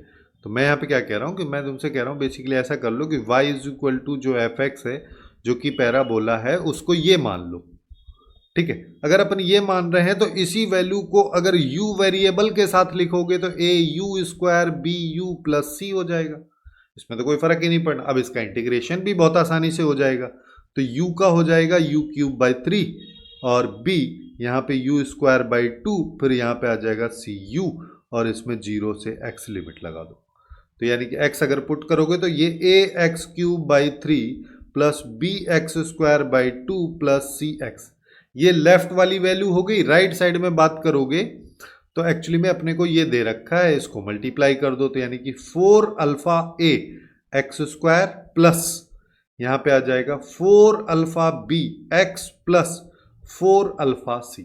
ये अब अपन इसको देख लेते हैं, कर लो कंपेयर। अगर करोगे तो x² वाले कोफिशिएंट को सबसे पहले कंपेयर करोगे, जिसका मतलब a/3 इक्वल्स टू हमारे पास में हो जाएगा 4 अल्फा a, ये मेरे पास में आएगा, जिसमें एक्चुअली में कुछ और चीज मिसिंग भी है, 36/x ये मिसिंग है इसके साथ। तो यहां पे जो ये मिसिंग था कि 36/x इसके साथ मल्टीप्लाई में है, यानी कि यहां पे क्या आ जाएगा 36, हाँ क्योंकि ऐसे कर ही नहीं सकते ना हम कंपेयर, ये मैंने गलत कर दिया है भाई, ठीक है। क्योंकि कंपेयर करने के लिए दोनों साइड x² का कोफिशिएंट होना बहुत जरूरी है, तो लेफ्ट में तो अभी है ही नहीं, अब बनेगा जब इसको अपन यहां पे मल्टीप्लाई करेंगे तो ये हो जाएगा 12, यहाँ पे a आ जाएगा, ये x², फिर अगले वाले में बात करोगे तो ये हो जाएगा 18, यहाँ पे b आ जाएगा और x आ जाएगा, फिर आगे बात करोगे तो ये 36c हो जाएगा, ठीक है। अब देखो, अब अगर मान लो मैं इसको कंपेयर करना चाहता हूं तो मेरे पास में यहाँ पे क्या आ गया, यहाँ पे अगर अपन देखें तो अपने पास में ये आ रहा है 4 अल्फा a एक्चुअली में इक्वल हो जाएगा 12a के, मतलब a से तो a खत्म, a से a अगर खत्म है तो अल्फा की वैल्यू आ गई 3। चलो बहुत बढ़िया। दूसरे चीज की बात करोगे तो x का कोफिशिएंट, तो यहाँ पे क्या है 18b इक्वल हो जाएगा 4 अल्फा की वैल्यू 3 रख देता हूँ इंटू बी 12b के, तो यहाँ से क्या कह रहे हैं हम 18b minus 12b equal to 0, ये केवल मतलब 6b इक्वल टू, देखो वैसे भी तुम चाहो तो इसको ऐसा बोल सकते हो 18b इक्वल्स टू 12b, ये दोनों बराबर कब होगा, केवल तब होगा जब b 0 होगा, उसके अलावा कभी दोनों बराबर ही नहीं होगा। ऐसे ही थर्ड वाला केस क्या है 36c, ये एक्चुअली में 4 अल्फा c के, तो 4 अल्फा मतलब ये 12 हो गया फिर से, तो ये दोनों भी कब बराबर होगा जब c 0 होगा, तो अपने पास अल्फा की वैल्यू आ गई है। तो अगर मेरे पास अल्फा की वैल्यू आ चुकी है तो उसकी हेल्प से हम यहाँ पे और क्या कर सकते हैं, कि अल्फा हमारे पास में आ चुका है, तो मेरे पास एक चीज देखो यहाँ पे, अभी हमारे पास इक्वेशन क्या है, A X square plus B X plus C था, तो ए बी और सी दोनों जीरो, तो ए एक्स स्क्वायर बचा। ठीक है, इसके बारे में कह रहा है कि ये 2,1 से पास होता है, 2,1 से इसको पास करा दो, तो 1 वैल्यू आ रही है जब x की जगह 4 रख रहे हो, तो a की वैल्यू 1/4, मतलब एफ एक्स मेरे पास में एक्स स्क्वायर बाई 4 आ गया। अगर ये एक्स स्क्वायर बाई 4, तो अब इस पॉइंट को पुट कर देते हैं, यानी कि 4 बीटा वैल्यू आएगी जब x की जगह -4 रखोगे, तो बीटा की वैल्यू 4 आ गई। तो ये कह रहा है बीटा की पावर अल्फा, तो यानी कि 4 की पावर 3, 4 की पावर 3 की बात करोगे तो आउटपुट हो जाएगा 64, और ये इस क्वेश्चन का करेक्ट आंसर अपने पास हो जाएगा। अब चलते हैं नेक्स्ट क्वेश्चन पे, जो थोड़ा सा अटपटा टाइप का क्वेश्चन है। इस तरीके के क्वेश्चन बहुत रियरली देखे जाते हैं, डायरेक्ट नहीं है, यहाँ पे सिनेरियो थोड़ा सा डिफरेंट, कि अगर मान लो मैं इसको सबसे पहले लिखना चाहूँ तो e की पावर x, फिर 0 से 1 लिखूंगा, फिर उसके बाद में y into F of Y D Y लिखूंगा, फिर x इंटू ई की पावर x बाहर आ जाएगा। क्यों बाहर आ जाएगा? क्योंकि यहाँ पे इंटीग्रेशन हम y के रिस्पेक्ट में कर रहे हैं, तो उसके अलावा बाकी जो भी लिखा है वो सब एक कांस्टेंट की तरह बिहेव करेगा, तो यहाँ पे आ जाएगा f ऑफ वाई टी। ठीक है, अब यहाँ पे एक चीज देखो कि ये 0 से 1 है, ये भी 0 से 1 है, दोनों लिमिट्स में फाइनाइट वैल्यू लगी, यानी कि इसका जब भी तुम इंटीग्रेशन करके वैल्यू निकालोगे फाइनली तो आएगा कोई कांस्टेंट वैल्यू ही, चाहे तो तुम इसका बोल लो या फिर इसका बोल लेते, दोनों डिफरेंट है। तो हम यहाँ पे क्या कर सकते हैं कि मैं बेसिकली इसको ऐसे लिख देता हूँ कि ये e की पावर x है, इसको कुछ मैं मान लेता हूँ ये अल्फा है। ठीक है, कोई भी एक कांस्टेंट वैल्यू अल्फा मान लेते हैं, यहाँ पे बात करोगे तो x इंटू ई की पावर x, ये बीटा है, ये बेसिकली मेरे पास में एफ एक्स फंक्शन है। ठीक है, अब यहीं पे है कंफ्यूजिंग सिनेरियो। ठीक है, अब अगर ये मेरे पास में एक एफ एक्स फंक्शन है जहां पे अल्फा और beta both are any real numbers, कुछ भी इनकी वैल्यू हो सकती है, हमें नहीं पता है, तो हमको अब आगे चलना है, एफ ऑफ 0 ये सब निकालना है। एफ ऑफ 0 की अगर बात करोगे तो इसको निकालने के लिए तुमको x की जगह 0 पुट करना है, x की जगह 0 पुट करोगे तो ये वाला पोर्शन तो खत्म हो जाएगा, केवल ये बचेगा, यानी कि अल्फा तुमको फाइंड आउट करना पड़ेगा। अल्फा फाइंड आउट करने के लिए ना अपने पास में ये जो दे रखा है f of Y D y, इसको थोड़ा सा ऐसे करो, देखो ये एफ एक्स में है, अगर मैं चाहूँ तो इसको ऐसे भी लिख सकता हूँ, वेरिएबल बदल सकते हैं अपन कि यहाँ पे y e की पावर y, वेरिएबल बदलने से कोई फर्क थोड़ी ना पड़ जाएगा। अब अगर ऐसा मैं कर सकता हूँ तो फिर मैं आता हूँ इधर कि भाई मैं इसकी वैल्यू निकाल लेता हूँ। ये मेरे पास में जो बीटा वाली वैल्यू है ना, ये काफ़ी इंटरेस्टिंग है क्योंकि इसमें आगे चल के सिनेरियो बन जाएगा अल्फा का। तो यहाँ पे क्या हो जाएगा, 0 से 1 हो गया, यहाँ पे इसको e की पावर y, ये अल्फा, y इंटू ई की पावर y बीटा, ये कर देते हैं, और ये dy। ठीक है, अब बस इसके इंटीग्रेशन की वैल्यू निकालो, तो e की पावर y का इंटीग्रेशन e की पावर y, जिस पे 0 से 1 लिमिट, अल्फा की अगर बात करोगे तो यहाँ पे y हो जाएगा जिस पे 0 से 1 लिमिट, उसके बाद अपने पास में आ रहा है प्लस बीटा 0 से 1 y इंटू ई की पावर y डी, इसमें अपने को लगाना पड़ेगा इंटीग्रेशन बाय पार्ट। तो सबसे पहले वाले को सॉल्व करो तो e की पावर y, e की पावर 1 यानी कि e हो गया, माइनस e की पावर 0 यानी कि 1 हो गया, अगले वाले में अल्फा आ गया, उसके बाद बीटा, बीटा के बाद अब तुम इस वैल्यू को देखो, सबसे पहले यहाँ पे तुम आईलेट लगाओगे, आईलेट में क्या होता है, आईलेट में एक्सपोनेंशियल फंक्शन सबसे लास्ट में आता है, तो ये सेकंड हो जाएगा, ये अपने पास में फर्स्ट हो जाएगा। अगर ये वाला फंक्शन फर्स्ट फंक्शन, तो फर्स्ट फंक्शन को बाहर, दूसरे वाले का इंटीग्रेशन, तो ये हो गया y e की पावर y, फिर माइनस, फिर पहले वाले का डिफरेंशिएशन जो कि 1 हो जाएगा, दूसरे वाले का इंटीग्रेशन जो कि e की पावर y हो जाएगा, टोटल का इंटीग्रेशन e की पावर y ही हो जाएगा, यहाँ पे 0 से 1 लगा दो लिमिट, तो बेसिकली क्या हो गया, e minus 1 plus alpha plus beta, और यहाँ पे आ जाएगा 1 अगर तुम पुट करोगे तो e और माइनस e हो जाएगा, फिर अगर मान लो मैं 0 पुट करता हूँ तो -0 प्लस e की पावर 0 यानी कि 1 आ जाए, और ये सारी की सारी वैल्यू बीटा के इक्वल है, क्योंकि बीटा ही, ये जो इंटीग्रेशन है ये बीटा है, इसी को मैंने आगे चल के सॉल्व किया, तो सब बीटा के इक्वल है, तो मेरे पास यहाँ पे आ गया e minus 1 plus alpha plus beta, और ये सब 1 हो गया, तो यहाँ पे ये इक्वल टू बीटा, इससे ये खत्म, तो अल्फा की वैल्यू एक्चुअली में आ गई 1 माइनस ई। अब इसका फायदा क्या हुआ, इसका फायदा ये हुआ कि एफ ऑफ 0 की अगर मान लो मैं वैल्यू निकालूं तो यहाँ से आ जाओ, तो x की जगह 0 रखोगे तो ये तो हो गया e, यहाँ पे आ गया, सॉरी ये हो गया 1, यहाँ पे आ गया अल्फा, क्योंकि e की पावर 0 1 होती है, और यहाँ पे देखोगे तो ये 0 हो गया। तो बेसिकली मेरे को ये निकालना है, तो 1 प्लस अल्फा की वैल्यू मेरे पास में ये है ना, तो अपने पास में ये आ गया 2 माइनस ई। लेकिन क्वेश्चन में क्या कह रहा है कि e प्लस ये बताना है, तो e प्लस एफ ऑफ 0 अगर करोगे तो ये अपने पास में 2 आ जाए, खत्म, ये इसका आंसर हो जाए। अब चलते हैं नेक्स्ट क्वेश्चन पे, जो कि थोड़ा सा अलग टाइप का है, बाहर समेशन है, अंदर इंटीग्रेशन, ये सब दे रखा है ना।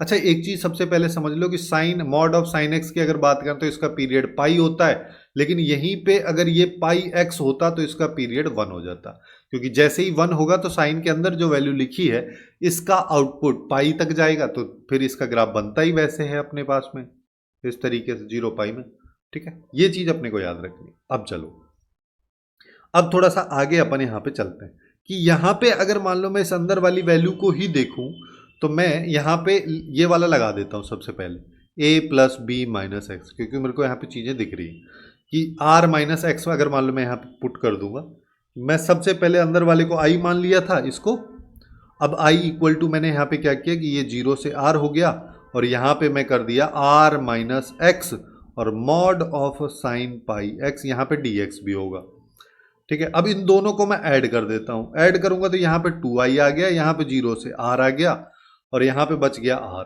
और ये आ जाएगा mod of sine pi x dx। अपने को पता है r कांस्टेंट है तो ये बाहर आ जाएगा, यानी कि i की वैल्यू r/2, यहाँ पे फिर इंटीग्रेशन 0 से r mod of sine pi x dx, ये होगा, ठीक है। अब जब r इक्वल टू 1 है तो i1 क्या हो जाएगा, यहाँ पे 1/2, फिर यहाँ पे 0 से 1, ये क्या हो जाएगा, ये हो जाएगा साइन 0 से 1 में बात करोगे तो ये mod of sine pi x, mod of इस मॉड को हटा भी दोगे तब भी सेम ही चीज रहेगा, ठीक है। अब इसकी वैल्यू अगर तुम निकालोगे तो अपने को क्या पता है, sine pi x, sine theta का इंटीग्रेशन माइनस कॉस थीटा होता है, अगर थीटा की जगह 2 थीटा हो तो डिवाइड में 2 आ जाता है, वही चीज यहाँ पे होगी कि यहाँ पे जो भी अपने को इसने ये दे रखा है, देखो 1/2 तो बाहर आ जाएगा, यहाँ पे माइनस आएगा, यहाँ पे आ जाएगा इसका कॉस पाई, और यहाँ पे ये हो गया 0 से 1, ठीक है। अब बस इसको सॉल्व कर लो, इसको सॉल्व करोगे तो ये अपन ने पुट किया यहाँ पे तो ये 1/पाई आ जाएगा, ठीक है। और फिर अगर मान लो मैं यहाँ पे पुट कर देता हूँ 1, मैंने पुट कर 0 पुट कर देता हूँ, तो 0 अगर मान लो पुट करो सबसे पहले प्लस हो जाएगा, तो यहाँ पे cos 0 की वैल्यू 1 होती है तो ये 1/पाई होती है, तो बेसिकली ये आ गया 2/पाई, यानी कि ये 1/पाई मेरे पास में इसकी वैल्यू होगी। चलो जब r इक्वल टू 2 होगा, r इक्वल टू 2 होगा तो यहाँ पे क्या होगा, ये 0 से 2 हो जाएगा, यहाँ पे i2 इसको बोल देता हूँ तो ये r ये आ जाएगा, और यहाँ पे अपने पास में ये पाई एक्स dx। अब जैसा कि मैं तुमको थोड़ी देर पहले बताया था कि यहाँ पे पीरियड इसका 1 होता है, तो तुम चाहो तो इसको r/2 इंटू 2 कर दो, इसको 0 से 1 कर दो, ये फिर से वही आ जाएगा जिसकी वैल्यू अभी हमने निकाली है। इसकी वैल्यू हमारे पास में एक्चुअली में क्या आ रही है, 2/पाई, तो यहाँ पे अपने पास में ये 2 था r की वैल्यू, तो यहाँ पे आ जाएगा 2 इंटू 2/पाई, तो ये हो गया 4/पाई। अब तुमको वैसे पैटर्न भी दिख रहा होगा कि भाई अब यहाँ पे ये 2 का स्क्वायर हो गया, यहाँ पे 1 का स्क्वायर, अगर नहीं भी दिख रहा है तो आगे चल के देख सकते हो तुम, यहाँ पे i3 पे बात करोगे तो ये हो जाएगा 3/2, ये हो जाएगा 0 से 3, और यहाँ पे साइन पाई एक्स dx, तो यहाँ पे 3/2, यहाँ पे फिर से 3 आ जाएगा, अंदर वाले की बात करोगे तो ये आ जाएगा, इससे ये चला जाएगा 9/पाई। अब दिख गया होगा सबको पैटर्न, अगर अब तुमको पैटर्न दिख रहा है तो अब यहाँ पे आ जाओ, ठीक है।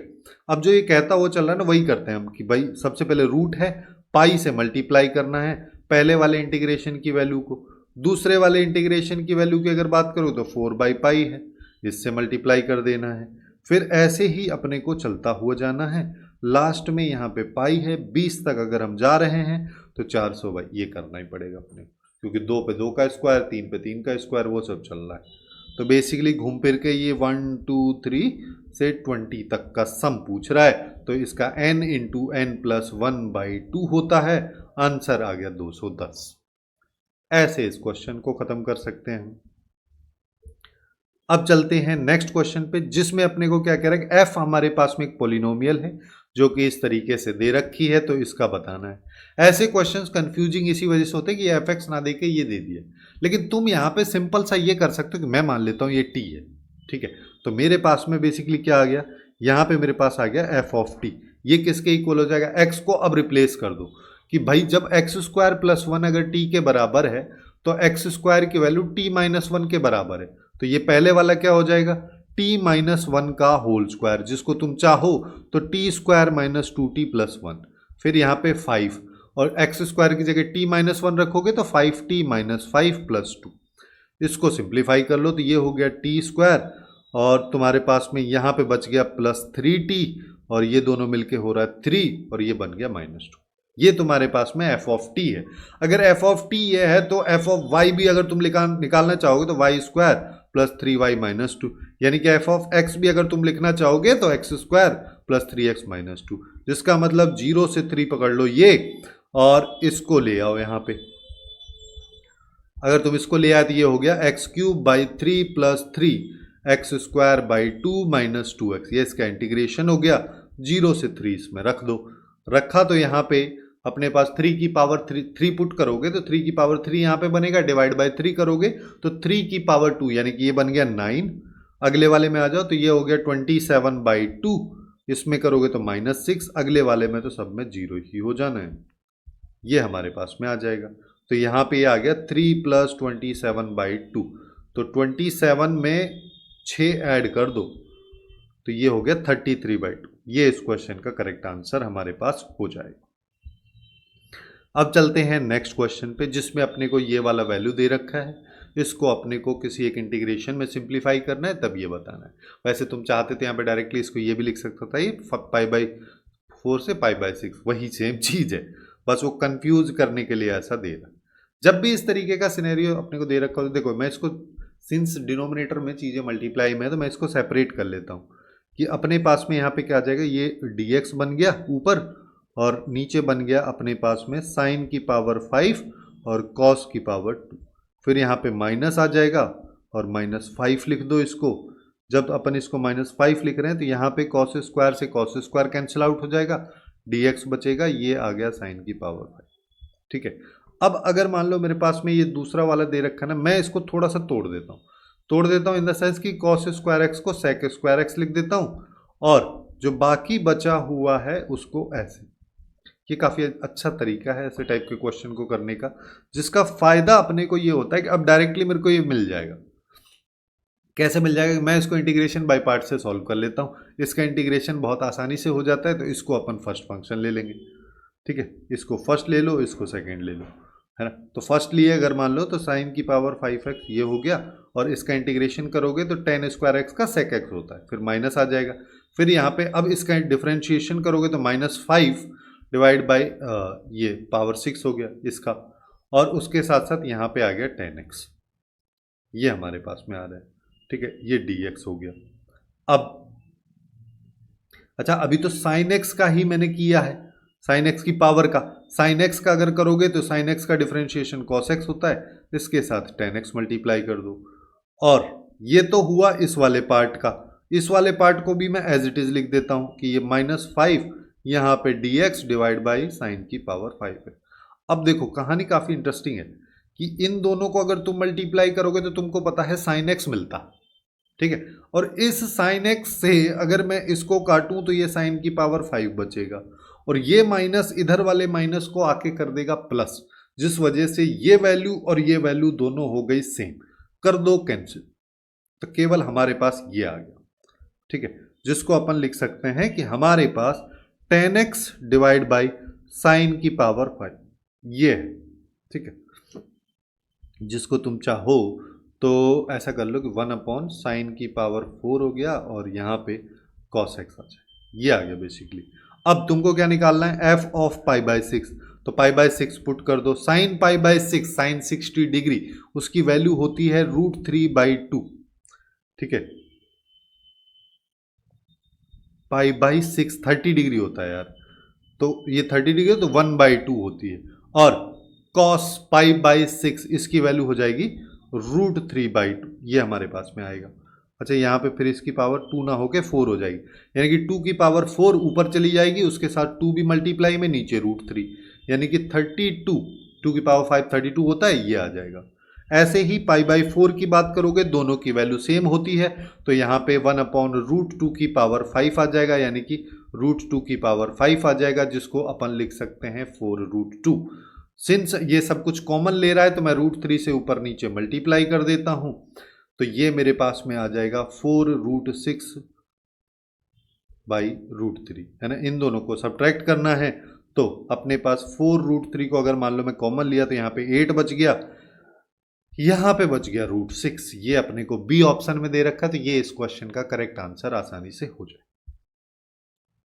अब आते हैं नेक्स्ट क्वेश्चन पे, जिसमें अपने को क्या कह रहा है, ये हमारे पास ग्रेटेस्ट इंटीजर फंक्शन है, तो इसको बताना है। फिर से वही अपने को करना है कि ये कब कब इंटीजर्स दे रहे हैं, जैसे -π/2 से +π/2 के बीच की बात है, तो यहाँ पे वही सेम टाइप की कहानी होगी कि फिर से हम इसको -1 0 और 1 के बीच में ही तोड़ेंगे। ऐसा क्वेश्चन अपन पहले भी किए थे, क्योंकि sin x cos x की जो वैल्यूज हैं इंटीजर, वो π/2 पे ही अपने को मिलेंगी और 0 वगैरह पे मिल रही, तो वही सेम कहानी। चलो, तो यहाँ पे -π/2 से -1, यानी कि x की वैल्यू -1 पॉइंट समथिंग है ना। जब -1 पॉइंट समथिंग है तो ग्रेटेस्ट इंटीजर फंक्शन की वैल्यू -2, तो यहाँ पे ऊपर आएगा ये, ठीक है।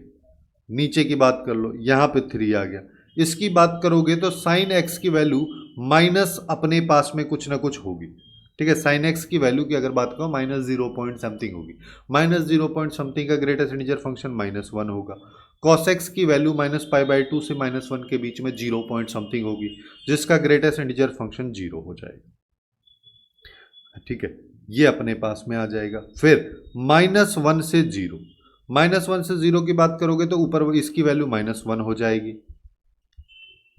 ठीक है। नीचे की बात करोगे, यहाँ तो 3 है ही, इसकी बात अगर अपन करेंगे तब भी इसका आउटपुट अपने पास -1 ही आएगा, अगले वाला 0 हो जाएगा। फिर 0 से 1, 0 से 1 में बात करोगे तो इसकी वैल्यू 0 हो गई, यहाँ पे 3। साइन 0 से 1 में 0 पॉइंट समथिंग रहेगा, जिसका ग्रेटेस्ट इंटीजर फंक्शन 0 हो जाएगा, कॉस का भी 0 हो जाएगा, तो ये दोनों 0 हो जाएगा। यहाँ पे भी dx आ जाएगा। फिर 1 से π/2, 1 से π/2 में बात करोगे तो यहाँ पे 12 आएगा ही, और 1 से 1 पॉइंट समथिंग, जिसका ग्रेटेस्ट इंटीजर फंक्शन अपने को पता है 1 हो जाएगा, यहाँ पे 3 आएगा, ये तो 0 हो जाएगा, ये भी 0 हो जाएगा। बस अब इस सब को सॉल्व कर लो, तो इस सब को अगर सॉल्व करोगे तो ये तो हो गया 1, यहाँ पे आ गया 2, तो ये बच गया 6, ठीक है। और इस पे लिमिट लगा दिया तो ये -1 + π/2 बन जाएगा, ठीक है। इसको ऐसे कर लेते हैं। फिर यहाँ पे देखोगे तो ये 2 हो गया, 12 और 2 को मल्टीप्लाई किया 24, यहाँ पे भी 2 है तो 12 ही बच गया बेसिकली, यहाँ पे हो जाएगा 0 + 1। फिर आगे आ जाओ, ये हो गया 36 डिवाइड बाय 3 से 3 गया तो यहाँ पे भी 12 ही बच जाएगा। इसमें क्या आ जाएगा 1 - 0। फिर अगले वाला यहाँ पे देखोगे तो ये हो गया 4, इससे इसको काट 16 आ गया, यानी कि ये आ जाएगा π/2 -1। बस इसको सिंप्लीफाई कर लो। इसको अगर मान लो अपन सिंप्लीफाई करते हैं तो ये आ जाएगा -6, π/2 को 6 से मल्टीप्लाई किया तो ये हो गया 3π, यहाँ पे अगले वाला हो गया 12, इसके अगले वाला भी हो गया 12, इसके अगले वाला हो गया 8π - 16।